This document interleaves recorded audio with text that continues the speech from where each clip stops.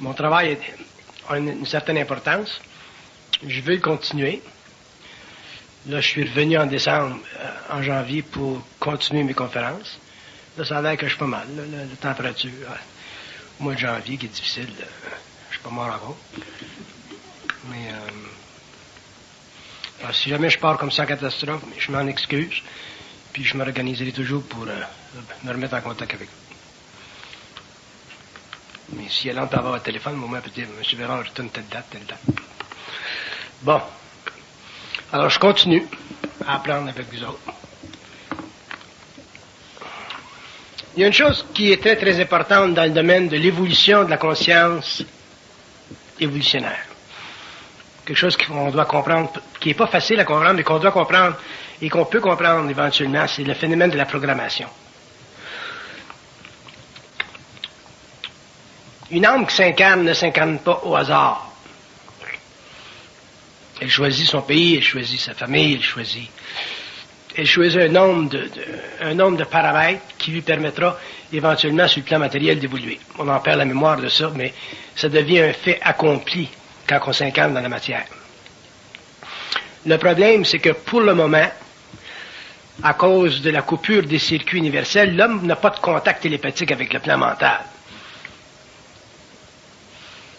Quand je dis que l'homme n'a pas un contact télépathique avec le plan mental, je veux dire que l'homme n'a pas la capacité mentale de travailler avec l'invisible comme il travaillerait avec le plan matériel.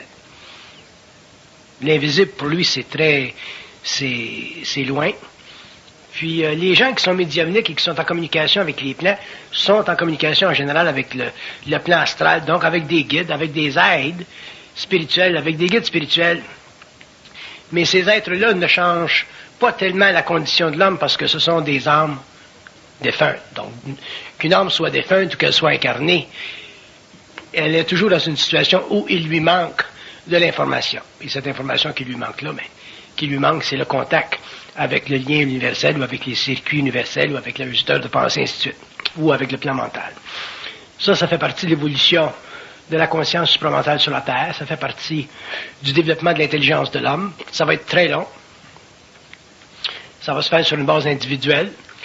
Et une fois que l'homme aura une bonne connexion télépathique avec ce que j'appelle cet Internet-là, à ce moment-là, il pourra facilement comprendre sa programmation et commencer à cesser d'en souffrir et se réajuster à l'intérieur de ce cadre incarnationnel-là. Alors, je vais vous expliquer le phénomène de la programmation. La programmation sur la Terre, tant que l'homme n'aura pas une conscience morontielle, c'est une voie d'accès à sa vie matérielle, donc à son expérience, en fonction de paramètres qui ne lui font pas nécessairement son affaire. Dans une programmation, il y a des éléments positifs, effectivement. On ne s'occupe pas des éléments positifs parce que ce qui nous fait plaisir, ça ne nous dérange pas. Quand tu es belle comme femme, ça ne te dérange pas. Quand tu es riche comme homme, tu as une bonne job, ça ne te dérange pas. Mais quand tu viens au monde infirme, ou que tes enfants sont infirmes, ou que tu souffres certaines maladies dans la vie, ainsi de suite, à ce moment-là, ça commence à te déranger. Et cette programmation-là fait partie des lois invisibles, fait partie de la descente de l'âme dans la matière, et fait partie aussi de la manipulation psychique de la vie à partir des plans. La vie sur la Terre, sur la planète Terre, elle est manipulée à partir des plans. Elle est fortement manipulée. L'homme sur la Terre est réellement un être en conscience expérimentale et il a très peu de contrôle sur son existence. Ayant très peu de contrôle sur son existence, aussitôt que sa vie dérape un peu, soit par la maladie, soit par les différentes avenues qui nous créent de la souffrance, la vie sur la Terre devient très, très pénible. Et l'expérience de l'homme pendant l'évolution a été réellement un grand chapelet de souffrance. Ce qui va changer la vie de l'homme sur cette planète, c'est sa conscience, c'est-à-dire sa capacité éventuellement de travailler avec les forces occultes. Mais travailler avec les forces occultes, c'est pas facile parce que les forces occultes vivent dans des mondes qui sont régis par des lois qui nous sont très, très étranges, très différentes, et dont on n'a pas conscience. À partir du moment où vous sortez du plan matériel, que vous traitiez avec le plan astral, que vous traitiez avec le plan mental, et que vous parliez avec des entités dans ces mondes-là, vous vous apercevez que les lois de la vie en dehors de la matière sont des lois qui sont techniquement anti-homme. Et quand je dis anti-homme, je veux dire que l'homme, techniquement, dans la nature, dans le genre de vie qu'il expérimente, n'est pas fait pour vivre consciemment. L'homme est fait pour vivre inconsciemment. Aussitôt qu'il devient conscient, il s'aperçoit, il voit les failles de l'existence. Et à ce moment-là, s'il a un contact télépathique avec les circuits universels, il est capable de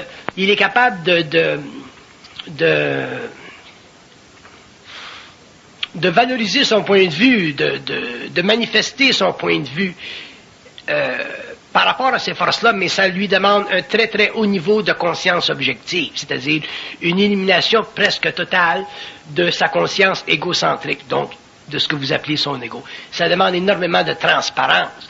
Et pour en arriver à avoir beaucoup de transparence, il faut en arriver à... on n'a pas de choix que de vivre certaines souffrances pendant un certain nombre d'années. Et c'est ce que les initiés vivent, certaines souffrances pendant de longues années, souffrances qui sont, dans un sens, simplement l'expression de l'opposition entre la volonté de l'homme sur le plan matériel et la volonté des forces occultes qui sont pas nécessairement supérieures à lui, mais qui sont sur des plans parallèles, donc, qui ont accès à des données dont lui n'est pas aujourd'hui conscient. Donc, les forces occultes ont un avantage sur l'homme. Par contre, l'homme aura dans le temps un avantage sur les forces occultes, et ça se produira lorsque l'homme aura intégré sa conscience, c'est-à-dire établi un équilibre entre la matérialité et la physicalité de son expérience terrestre, donc redonner à son âme l'entière liberté de son évolution. Ça fait partie de ce que j'appelle l'évolution de la conscience supramentale sur la Terre. Le problème de la programmation est complexe, dans ce sens que la programmation, c'est une imposition sur la conscience humaine, donc sur l'âme, mais elle fait partie du choix de l'âme avant l'incarnation. Donc, quand l'âme s'incarne, elle a déjà fait son choix concernant le genre de vie qu'elle veut vivre. Par contre, lorsqu'elle s'incarne et que l'homme développe un ego, donc une conscience, et qu'éventuellement il en arrive à développer une conscience supramentale, c'est-à-dire une conscience télépathique avec l'invisible, à ce moment-là, la programmation ne fait plus son affaire. Et l'homme est en voie, il sera en voie de la discuter, cette programmation-là, et de la changer même au cours de son expérience matérielle. Mais pour que l'homme puisse changer sa programmation, il aura besoin de forces qui sont aujourd'hui étranges à sa conscience. Et je veux les énumérer, ces forces-là qui sont étranges à sa conscience. Une des forces les plus étranges à sa conscience mentale, c'est la spiritualité. L'homme est un être spirituel sur la Terre. Pourquoi?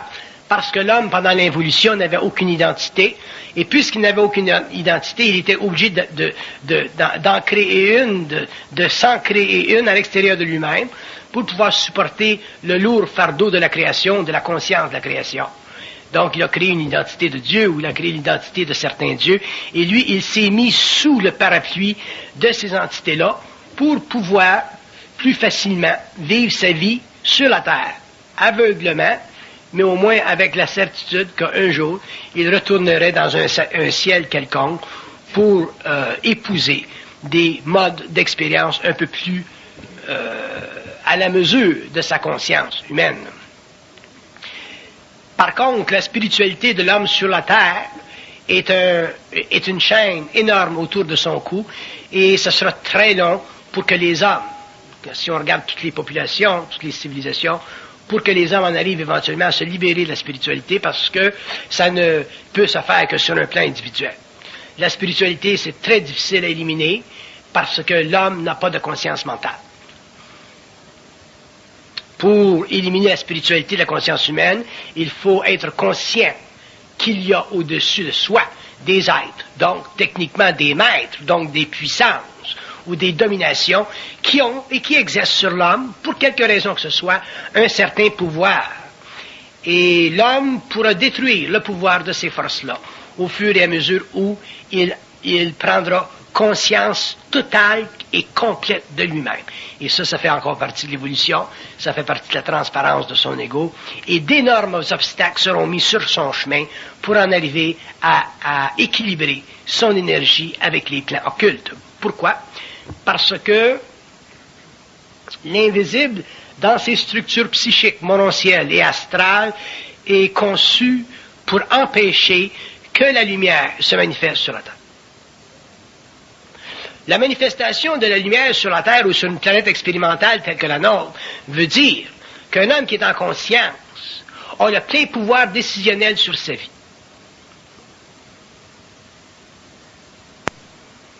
Pour qu'un être humain ait le plein pouvoir décisionnel sur sa vie, quelle que soit la programmation, il faut qu'il ait suffisamment de volonté pour réajuster sa conscience par rapport à sa vie sur le plan matériel. S'il n'a pas cette capacité-là, à ce moment-là, il demeure victime de sa programmation et il ne peut pas traiter avec l'invisible sur le plan de sa volonté. Donc, il ne peut pas s'exécuter en tant qu'être global.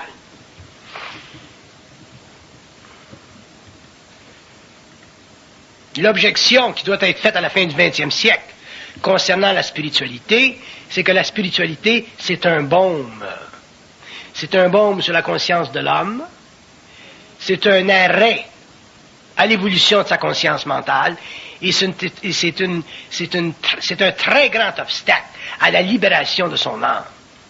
Et quand je dis la libération de son âme, je veux dire par conséquent la libération de son moi, c'est-à-dire sa capacité de réellement traiter objectivement avec l'invisible et de ne jamais être prisonnier, assujetti, influencé par ces forces-là qui sont extrêmement manipulatrices. Donc, quand on dit que l'homme est un être de lumière, on dit que l'homme, un jour, vibrera sa lumière. C'est-à-dire qu'il aura la capacité instantanée de se mettre en vibration et de créer les conditions de son propre savoir, c'est-à-dire d'établir lui-même les bornes, les conditions, les limites de ce qui existe autant dans le matériel que dans l'invisible. Mais pour que l'homme puisse faire ça, il lui faudra avoir une grande force intérieure, c'est-à-dire une capacité de ne jamais être manipulé psychiquement par l'invisible.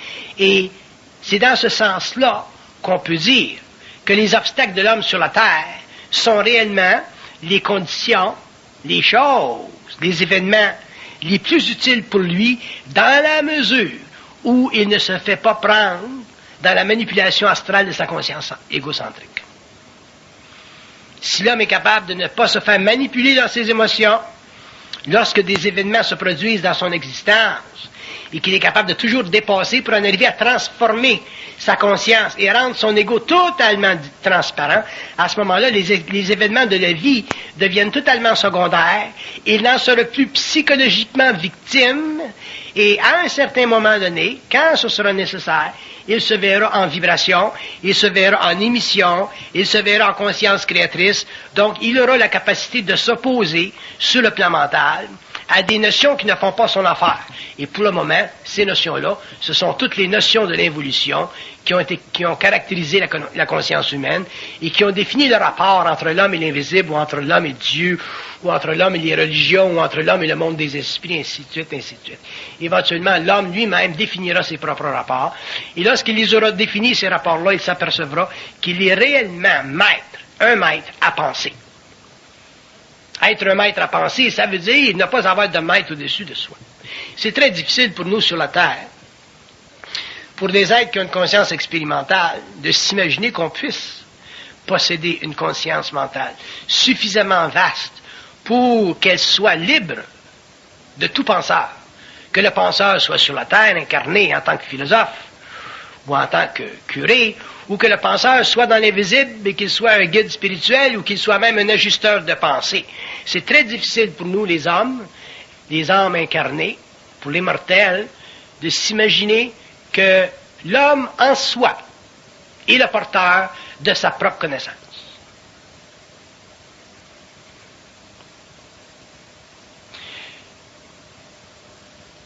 Pour nous, de penser que l'homme soit le porteur de sa propre connaissance, ça nous invite à une réflexion qui nous met toujours en relation comparative avec la société, avec les mœurs, avec la mémoire des races ou avec la mémoire du temps.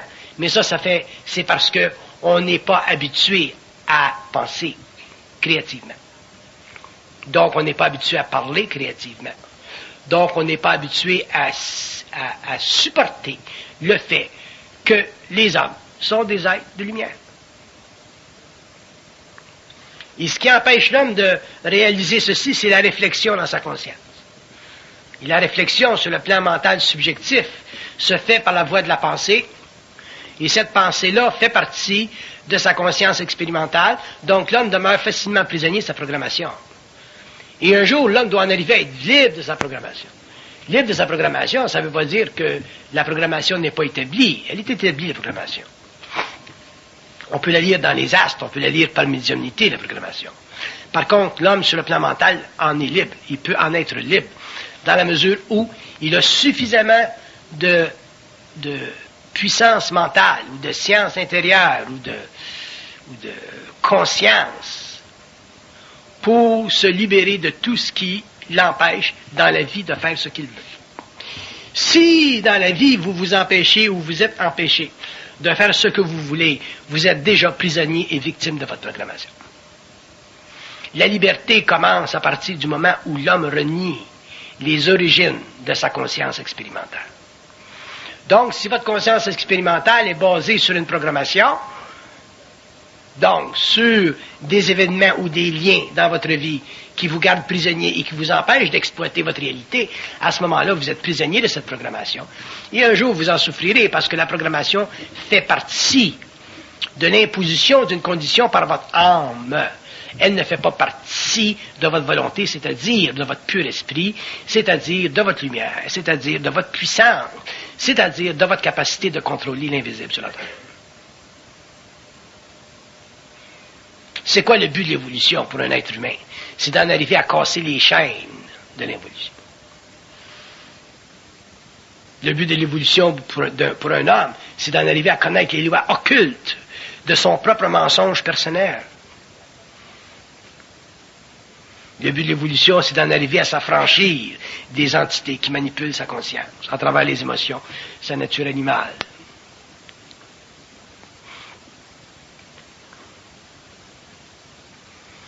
C'est difficile pour un être humain aujourd'hui, à la fin du 20e siècle, de s'imaginer que tout ce qu'on sait qui fait partie du passé fait partie du mensonge universel, du mensonge cosmique. C'est difficile pour l'homme de s'imaginer que ce qu'il pense ou ce qu'il réfléchit ne fait pas partie de sa réalité. Mais lorsque l'homme va arriver ou va atteindre un certain niveau d'émancipation, de conscience, de force, de clarté dans son esprit, il va réaliser que la programmation est partout et que lui doit être au-dessus d'elle, non pas dans le sens qu'elle ne se manifestera pas, mais dans le sens qu'il en sera libre sur le plan mental. Une fois que l'homme est libre de sa programmation sur le plan mental, il n'en est plus victime et il a à ce moment-là la capacité de réorganiser sa vie comme bon lui semble et il brise les chaînes qui le lient à un passé. L'homme ne peut pas vivre indéfiniment par rapport au passé.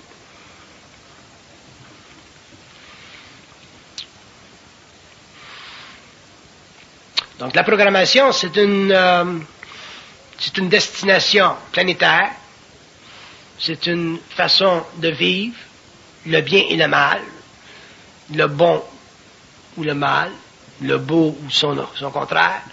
La programmation, c'est la souffrance. La programmation, c'est la limitation du pouvoir de l'esprit au profit du pouvoir de l'âme. L'âme veut apprendre. L'âme, quand elle s'incarne, elle peut se jeter ou se projeter n'importe où. Elle peut se projeter en Afrique, elle peut se projeter en Russie, elle peut se projeter dans une famille de cons, elle peut se projeter tout partout, l'âme. Parce que dans le monde de la mort, dans le monde astral, pour les âmes qui sont en évolution et en suspension de vitalité, dans ces plans parallèles-là, l'expérience sur la Terre est très, très importante. Donc, pour une âme de s'incarner dans une condition ou dans une autre, c'est... Et vous allez, pendant 5 ans, élaborer un travail d'approche que je trouve tout à fait remarquable.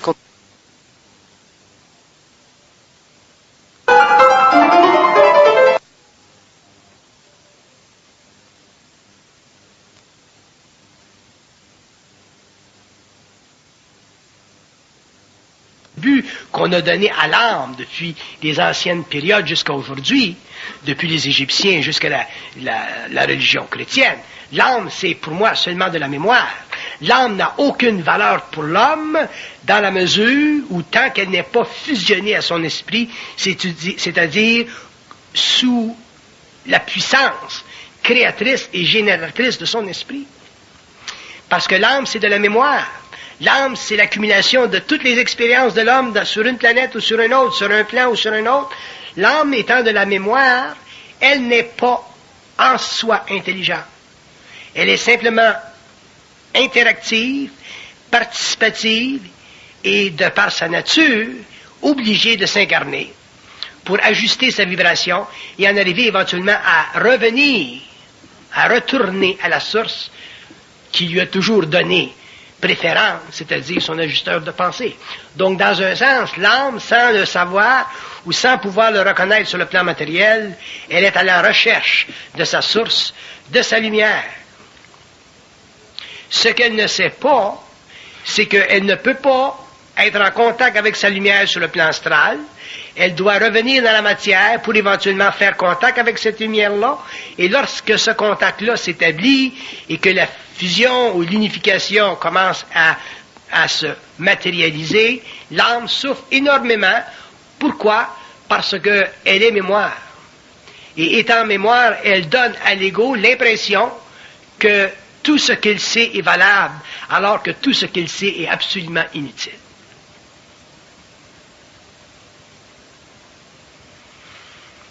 Donc, avec l'évolution, avec le développement d'une psychologie un peu plus avancée, l'homme en arrivera sur le plan de l'ego. Et je veux le définir, l'ego, pour les prochaines générations, parce que c'est important qu'on comprenne la relation entre l'ego, l'esprit, l'âme et le périsprit. L'ego, c'est la quantité électrique qui mesure le rapport entre l'énergie de la lumière et l'impression créée dans l'âme qui est perçue comme étant une mémoire.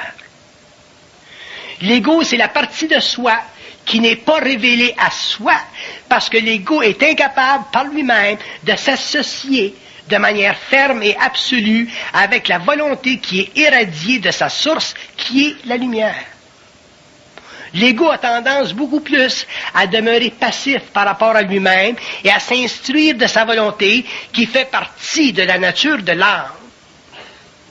Au lieu de déchirer le voile de l'âme, fracturer l'âme et complètement se libérer de la mémoire pour que lui, en tant qu'être, en tant que rapport avec cette lumière-là qu'on appelle l'ajusteur de pensée, donc ce principe universel-là qui est son lien, mais qui est aussi sa relation dans le matériel. L'ego a la capacité de s'instruire de lui-même. Il faut que l'ego le réalise un jour. Mais il ne le réalisera pas tant qu'il n'aura pas mis un frein, un arrêt au pouvoir de la pensée réflexive, donc du passé, donc techniquement de l'âme, sur lui-même. Et à ce moment-là, l'ego deviendra très, très transparent. Et une fois que l'ego deviendra transparent, on pourra dire que l'homme est lumière. C'est-à-dire que l'homme a la capacité sur Terre d'engendrer, parce que c'est ça, être lumière. Être lumière, c'est engendrer, pouvoir engendrer. Mais pour pouvoir engendrer, il faut pouvoir manipuler cette énergie-là qui vient du plan mental, donc de l'ajusteur de pensée, pour que l'ajusteur de pensée cesse d'être simplement un manifesteur ou un agent créateur de la pensée, et que cette création de la pensée passe aux mains de l'ego, passe aux mains du mortel, passe dans les mains de l'homme, qui, une fois pour toutes, aura réalisé que la science, le savoir, la préscience, la connaissance infuse, les structures psychiques du monde mental, qui sont à la base de toute connaissance, font partie de sa relation avec l'invisible. C'est pas sorcier, savoir. C'est pas sorcier, être conscient. C'est pas sorcier, la connaissance infuse. C'est pas sorcier, être réel ou être en manifestation créative. Par contre, c'est très difficile parce que l'ego n'a pas suffisamment de force pour pouvoir absorber le choc de ces expériences qui font partie de sa programmation sans y mettre de l'émotion. Donc, sans y ajouter constamment de sa nature animale, donc de son astralité, donc de la mémoire de l'âme.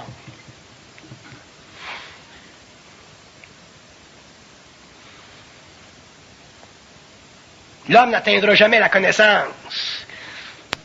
L'homme n'atteindra jamais son propre savoir. L'homme ne sera jamais sa propre réalité, sa propre créativité, tant qu'il ne se sera pas complètement libéré de l'impression subjective de la réflexion. C'est impossible. C'est pour ça que les événements dans la vie qui mènent l'homme à une plus grande conscience sont naturellement et inévitablement toujours difficiles. Un être qui, on n'est plus à l'âge de prendre un avion pour aller aux Indes pour s'asseoir devant un gourou. On n'est plus à l'âge d'aller en Europe puis s'enterrer dans des sociétés secrètes. L'homme deviendra son propre maître. Dans l'évolution, l'homme deviendra son propre maître.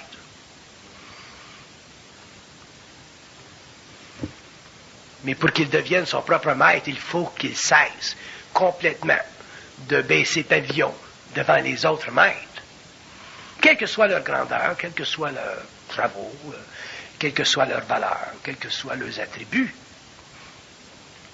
Parce que plus l'homme va entrer en conscience mentale, plus l'homme va entrer dans les archives universelles. Et une fois que vous pénétrez les archives universelles et que vous avez la capacité, par vibration, de troubler les éthers. Troubler les éthers, ça veut dire passer avec votre esprit dans des mondes qui sont anti-hommes, dans le sens que ce sont des mondes qui ne veulent pas donner à l'homme sa pleine liberté parce que l'homme doit découvrir sa propre liberté. Ça, je suis d'accord.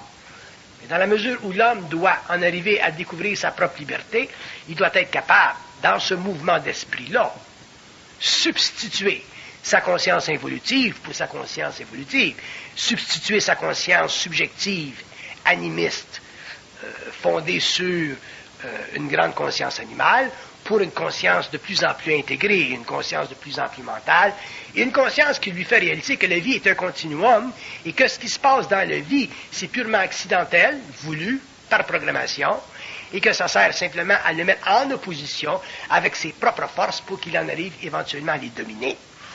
Si vous n'êtes pas mis dans la vie en opposition, vous n'en arriverez jamais à dominer vos propres forces parce que vous n'aurez pas la haine nécessaire pour détruire les dieux.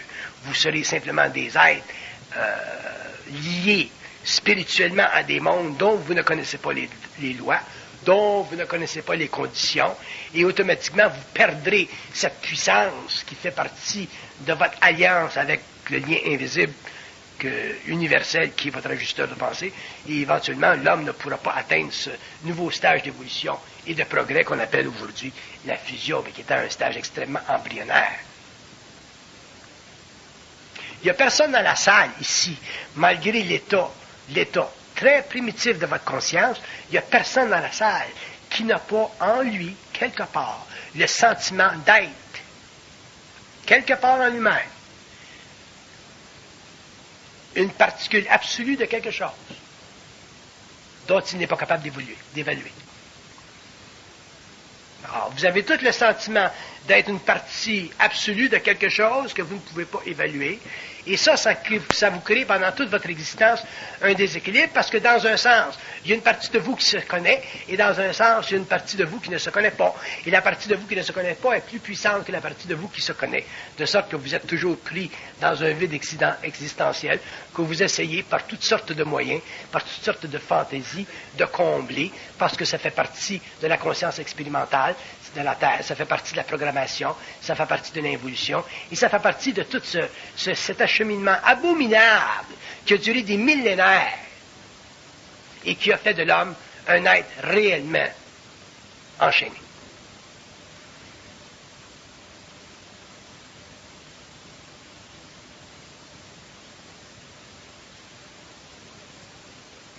Plus votre conscience va grandir, plus vous allez voir les chaînes, plus vous allez réaliser jusqu'à quel point on est enchaîné.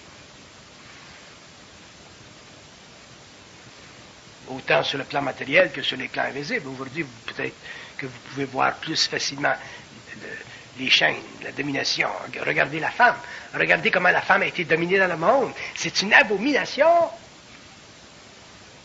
La femme réagit aujourd'hui, elle n'est pas encore consciente, mais elle réagit, c'est déjà un bon mouvement. Mais la femme a été totalement dominée pendant des siècles. Là, c'est en train de briser, ça va se briser, ça va éclater. La relation entre l'homme et la femme va devenir... Les relations entre l'homme et la femme vont devenir très difficiles, très, très difficiles. Une femme moindrement évoluée, moindrement consciente, ne se laissera plus dominer, aucunement, quels que soient les attributs, les artifices de l'homme. Les souffrances de la femme en tant qu'humanité ont été abominables. Si jamais vous voulez vous instruire sur ceci, lisez l'histoire de la femme. 15e siècle, 14e siècle, 12e siècle. Mais ça, c'est sur le plan matériel, c'est sur le plan de l'émotion, c'est sur le plan de la maternité, c'est sur le plan des relations avec l'homme. Mais imaginez-vous au niveau invisible. On commence à prendre conscience de la domination de l'être humain matériellement. Il y a une évolution qui se fait, les droits de l'homme, ainsi de suite. L'abolition des dictatures, ainsi de suite. Développement des démocraties. Mais l'invisible n'a pas été encore démocratisé.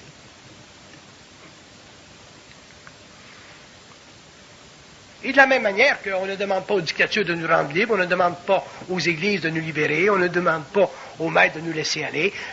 Il faut arracher, il a fallu arracher le pouvoir. La Révolution française a arraché le pouvoir à la monarchie. De la même façon, l'homme devra arracher le pouvoir aux forces occultes.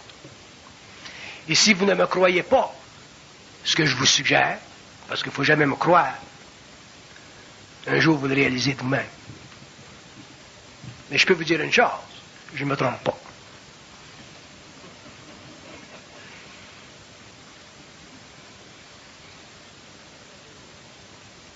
Je suis allé aux États-Unis dernièrement, puis j'ai rencontré des Américains. Le peuple américain en soi, dans sa globalité, c'est un peuple extraordinaire.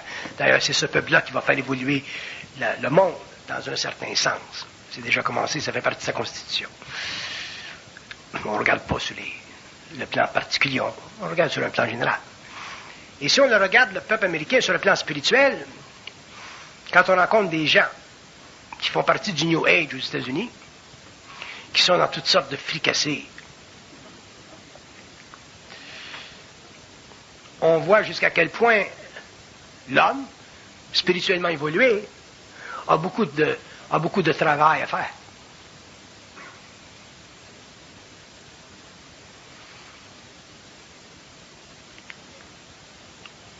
On a, dans un sens, un grand avantage. Au Québec, on est un petit pays, pas trop connu, pas trop reconnu.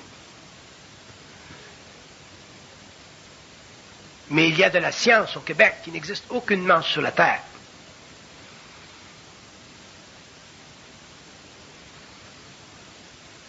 Cette science, éventuellement, sera traduite dans différentes langues. Mais c'est pas pressé. Mais je peux vous dire une chose. La programmation de l'homme, c'est sa victimisation.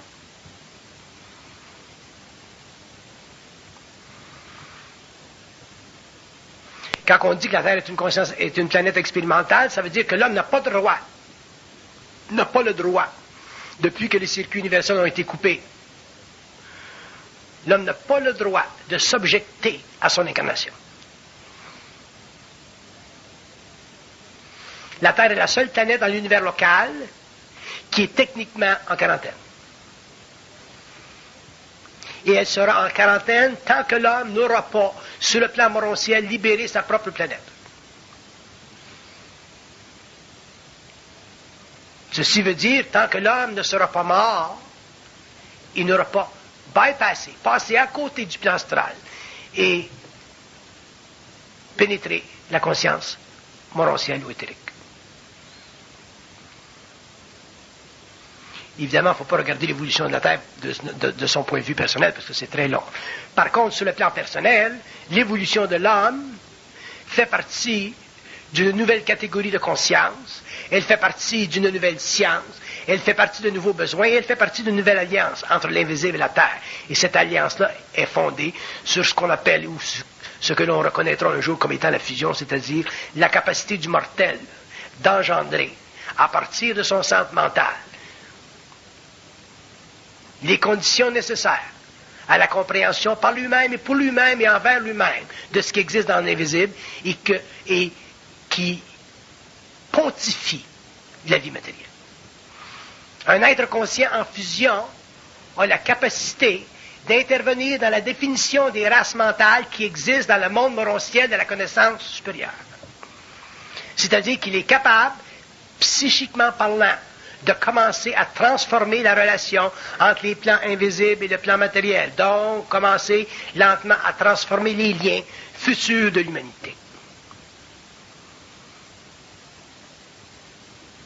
La conscience, ce n'est pas un attribut.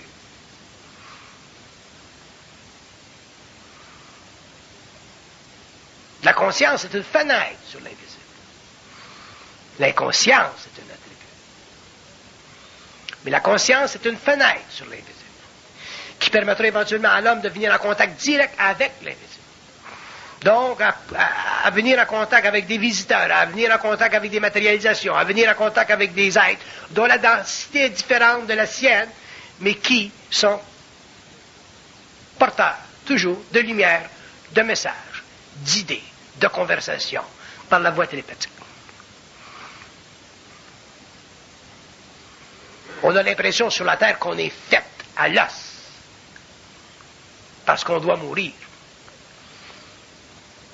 On a l'impression que la mort est un terminal. La mort, ce n'est pas un terminal, c'est une erreur.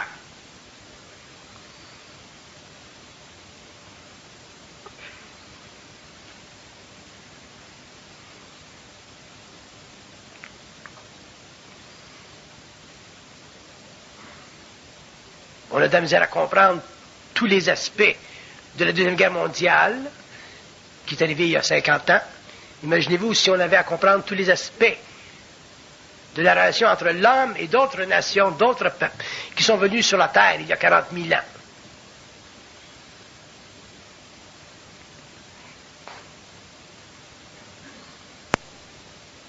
Mais l'homme ne trouvera pas la connaissance ou la science, ou ne développera pas la connaissance à partir de sa mémoire. Il sera obligé de se mettre en vibration,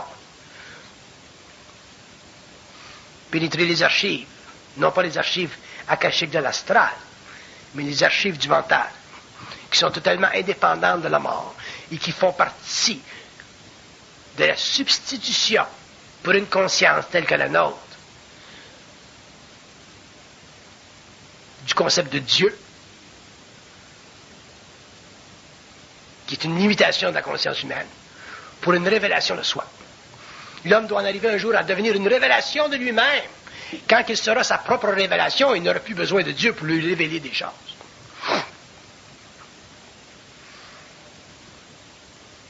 Donc la conscience spirituelle de l'humanité, c'est totalement une abomination. Et un jour, l'homme, sur le plan individuel, devra le réaliser. Il le réalisera, il n'aura pas de choix. Parce que le contact avec le lien universel le forcera à finalement se mettre en vibration pour découvrir qu'un être qui est lumière n'a plus de maître.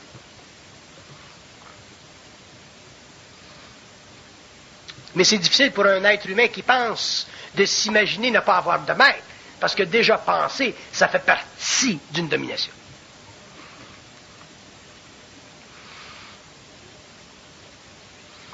Vous rêvez le soir. Vous avez des rêves que vous ne pouvez même pas vous imaginer, ou des rêves que vous ne pouvez même pas pouvoir vous imaginer. Ces rêves viennent d'où? Ils viennent de quelque part. Il n'y a rien qui vient de nulle part. Mais l'homme n'est pas conscient que ces rêves sont créés par les esprits de la forme. Donc des intelligences dont le rôle et la fonction est simplement de semer dans l'esprit humain des configurations psychiques dont l'ordre est absolument infini, des configurations qui servent à lui donner une map, une idée de sa nature, sans pouvoir directement la lui expliquer. Il faut que l'homme, par lui-même, la découvre. C'est un langage totalement symbolique, qui n'a ni queue ni tête, mais qui est très, très compréhensible à partir du moment où l'homme perd sa réflexion. Mais si l'homme ne perd pas sa réflexion, donc si l'homme continue dans une conscience évolutive comme il l'a fait pendant des millénaires, à ce moment-là, le rêve devient une douce prison, c'est-à-dire une façon à l'invisible de l'instruire de ce que lui ne peut pas comprendre. Donc on est encore au point zéro. Et c'est ça qui a amené à la compréhension ou au développement de la psychologie classique de Freud, de Jung.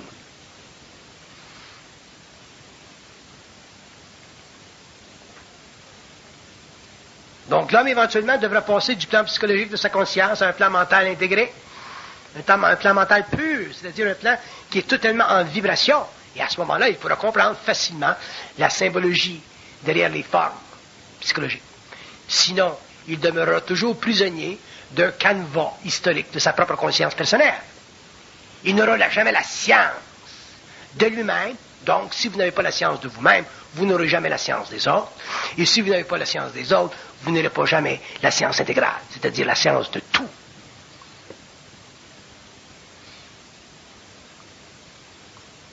L'accès à tout.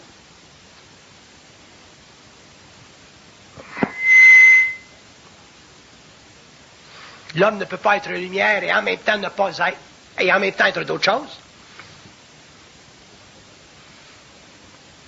L'homme ne peut pas être lumière et en même temps être d'autres choses. Donc, s'il est lumière, il est vibration. S'il est vibration, il est en puissance. S'il est en puissance, il est en volonté. S'il est en volonté, il a la capacité de voir. S'il a la capacité de voir, il a la capacité de regarder. S'il regarde où il veut. S'il regarde où il veut, il regarde dans la profondeur qu'il fait partie de sa vision, de son désir, de son besoin. Ça fait partie de sa royauté en tant qu'être de lumière sur une planète expérimentale.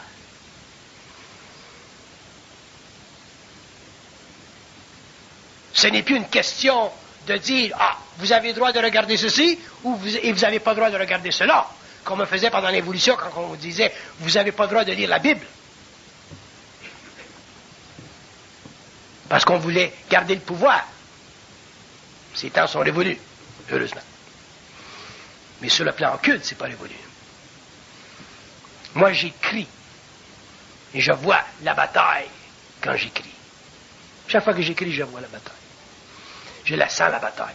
Il y a des choses qu'on ne veut pas que je dise, qu'on s'oppose.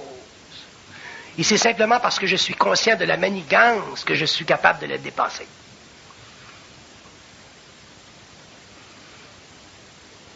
On ralentit ma plume, on ralentit ma plume. On change le mot, on me donne un mauvais mot. J'ai dit, c'est pas ce mot-là que j'ai besoin, c'est un autre. On me dit, attends quelques minutes. Vous croyez que c'est facile d'écrire la genèse du réel? La genèse du réel, c'est le combat de l'homme contre la moisson du mensonge dans sa conscience depuis l'évolution. Et vous n'en avez aucune idée parce que vous n'êtes pas suffisamment dans votre propre centre.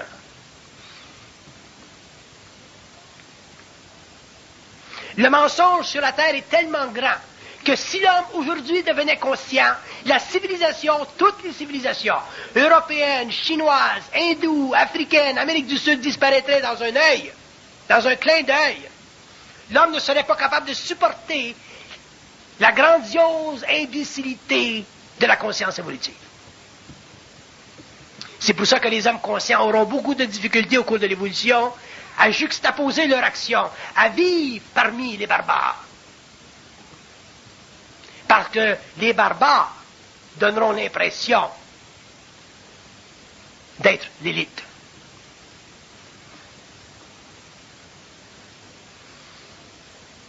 C'est dans ce sens que le Nazaréen, quand il disait les derniers seront les premiers seront les derniers, c'est dans ce sens-là que l'homme découvrira que le rapport entre l'homme conscient, l'homme lumière et l'homme de l'évolution est absolument à l'envers, et qu'une fois que l'homme aura pris conscience de lui-même et qu'il sera devenu sa propre réalité, il n'aura plus rien à voir, rien à faire avec les hommes dans le sens psychique du terme. Il aura des relations avec les hommes sur le plan psychologique. Il fera partie des systèmes de la civilisation, mais sur le plan psychique, sur le plan interne, sur le plan de la connaissance, sur le plan du moi, sur le plan occulte, sur le plan du mental, il sera seul et ne pourra converser qu'avec ceux qui auront la même affection pour ce qui est plus grand que l'ignorance, c'est-à-dire la lumière.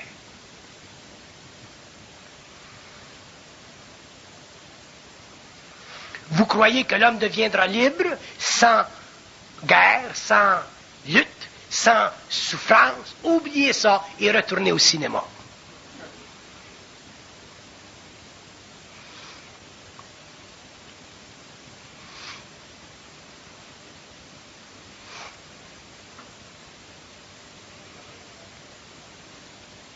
Donc la programmation fait partie de l'enchaînement de la conscience humaine, et l'homme en arrivera éventuellement à la comprendre, la saisir, lui enlever les éléments ténébreux qui obscurent sa conscience, et éventuellement l'homme sera libre. Mais il sera seul. Un être conscient est seul. Seul avec d'autres qui sont seuls. Et le plaisir qui se greffe à des êtres qui sont seuls, c'est un plaisir qui ne s'explique pas, c'est un plaisir qui n'a pas de visage, c'est un plaisir qui n'a pas de reflet, c'est simplement une vibration. Et les hommes qui auront cette conscience, qui seront dans cette vibration, sauront qu'effectivement, l'expérience de la Terre sert simplement à les amener plus loin dans la confrontation avec l'absolu. Et l'absolu, c'est quoi? L'absolu, c'est tout ce qui nous retient. Tout ce qui retient un homme fait partie de l'absolu. Parce qu'une fois que l'homme sera dans sa conscience, dans sa volonté, dans son intelligence, et qu'il comprendra parfaitement sa programmation, l'homme n'aura plus d'ennemis.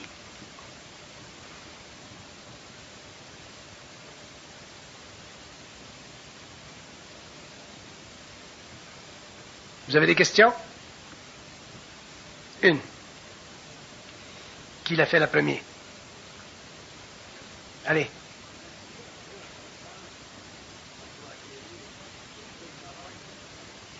C'est le savoir, ça a toujours été dit. Le savoir, c'est la mise en vibration de la lumière de l'homme, la connaissance, c'est l'accumulation de cette vibration, et ça devient éventuellement une réflexion, un système de pensée. Un être qui est dans le savoir n'a pas de mémoire de ce qu'il sait. Il n'a pas de réflexion de ce qu'il sait. Il est simplement en vibration. C'est ça la différence. Donc, la programmation, il y a un aspect de la programmation qui doit être comprise.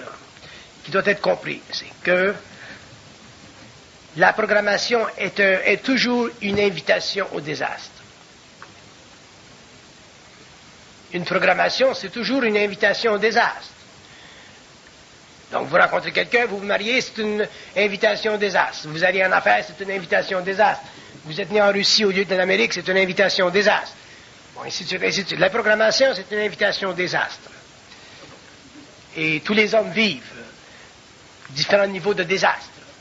Souvent, on dit, lui, il est bien, il a une belle vie, mais quand on regarde derrière, on voit que la vie de certaines personnes est aussi difficile que la nôtre, ainsi de suite. Donc la programmation, c'est une invitation au désastre. Pourquoi? Parce que l'âme est mise au défi. On a souvent dit que Dieu nous donne ce qu'on a de besoin. Ce sont les sœurs, ça, qui nous disaient ça. Dieu nous donne ce qu'on a de besoin. Il nous donne toujours la quantité d'huile de foie de morue qu'on a de besoin. Et un jour, l'homme réalisera qu'il est venu le temps de redonner à Dieu ce qu'il a de besoin. Ce sera la fin de la programmation. Ça fera partie de la libération de l'homme. Ça fera partie de son ascension sur le plan mental et finalement de la destruction intégrale de sa spiritualité en tant qu'individu. La spiritualité, elle est bonne pour l'humanité au large. Elle n'est pas bonne pour un homme intelligent. La spiritualité, c'est bon pour la cohésion des civilisations, la cohésion des sociétés, la cohésion des âmes qui sont prises dans l'enchaînement des forces sociales. Mais sur le plan individuel, sur le plan d'une conscience mentale avancée, sur le plan d'une conscience intégrale, sur le plan d'un moi totalement développé, la spiritualité est une totale aberration, et elle est une insulte à l'intelligence de l'homme, et elle ne fait pas partie de l'évolution. Là où il y aura spiritualité, l'homme sera dans l'involution, c'est-à-dire que l'âme sera incarnée pour et par expérience. Lorsque l'homme sera dans l'évolution, il y aura éventuellement transmutation de sa mémoire, donc de l'âme, éventuellement connexion avec le plan mental, donc avec l'esprit, donc avec l'ajusteur de pensée, et éventuellement l'homme en arrivera finalement à commencer à regarder ce qu'il est et ce qu'il sait.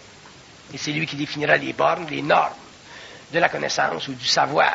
C'est lui qui établira pour l'humanité à venir ce que l'homme doit savoir pour s'affranchir de l'évolution. Il sera un maître à penser, mais il n'aura plus de maître qui pensera pour lui.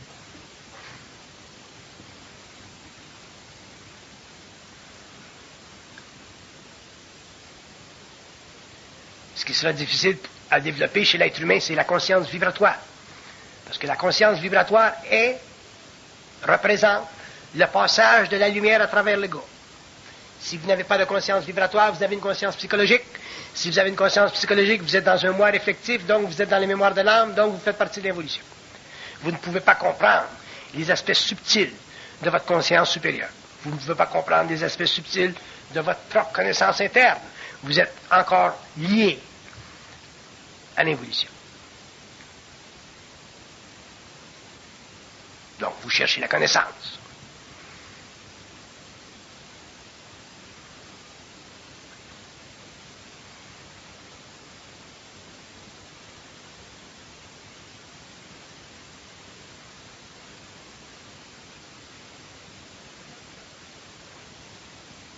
Et la conscience vibratoire se développe au fur et à mesure où l'homme est en lutte contre les forces occultes. Plus l'homme est en lutte, plus l'homme est engagé contre les forces occultes, plus il développe cette conscience vibratoire. Et cette conscience-là, elle est sa lumière, elle est sa force, elle est sa conscience créatrice. Donc si l'homme n'est pas en lutte parce qu'il s'empêche d'être en lutte, parce qu'il est trop spirituel ou qu'il a peur ou quoi que ce soit, il ne peut pas développer de conscience vibratoire. Donc à ce moment-là, il ne peut pas comprendre les lois internes de la programmation. Il ne peut pas comprendre pourquoi il est sur la Terre, d'où il vient, où il va, qu'est-ce qu'il fait. Cette fameuse question qui a toujours